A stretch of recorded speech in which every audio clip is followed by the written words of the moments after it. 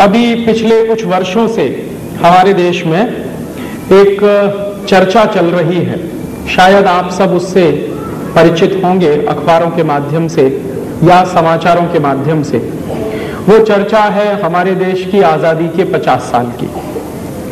भारत की आजादी के 50 साल पूरे हो गए हैं और भारत की आजादी की स्वर्ण जयंती मनाने की बात पूरे देश में कही जा रही है। तो देश की आजादी की स्वर्ण जयंती है और स्वर्ण जयंती के बारे में चर्चा भी है। तो एक तरफ तो आजादी की स्वर्ण जयंती मना रहे हैं, एक तरफ तो देश की आजादी के 50 साल का कार्यक्रम मना रहे हैं, दूसरे तरफ देश में ऐसी घटनाएं घटित हो रही हैं जो हमारी गुलामी के बारे में याद दिला रही हैं। एक तरफ देश की गुलामी के बारे में याद दिलाने वाली घटनाएं हैं और दूसरे तरफ देश की आजादी की स्वर्ण जयंती मनाने की बातें चल रही हैं। मैं एक उदाहरण से मेरा व्याख्यान शुरू करना चाहता हूं। आज से लगभग 3 महीने पहले हमारे देश में अक्टूबर 97 में 12 तारीख को ब्रिटेन की रानी एलिजाबेथ आई थी और आप सबने अखबारों में पढ़ा होगा कि ब्रिटेन की रानी जो एलिजाबेथ हमारे देश में आई, उसके बारे में हिंदुस्तान के हर अखबार ने मुख्य पृष्ठ की खबर बनाई।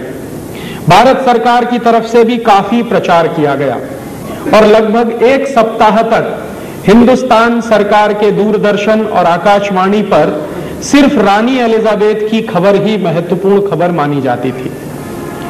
तो ब्रिटेन की रानी एलिजाबेथ भारत में आई, सच्चाई यह है कि उसको भारत सरकार ने बुलाया था, निमंत्रण दिया था।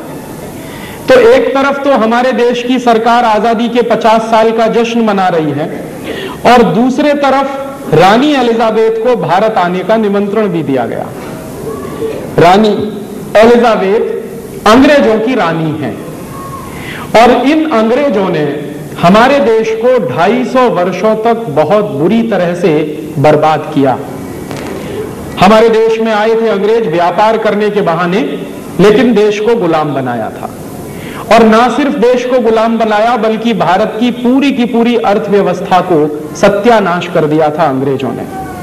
ये अंग्रेज ही थे जिन्होंने भारत जैसे सोने की चिड़िया कहने वाले देश को भिखारी देश बना दिया।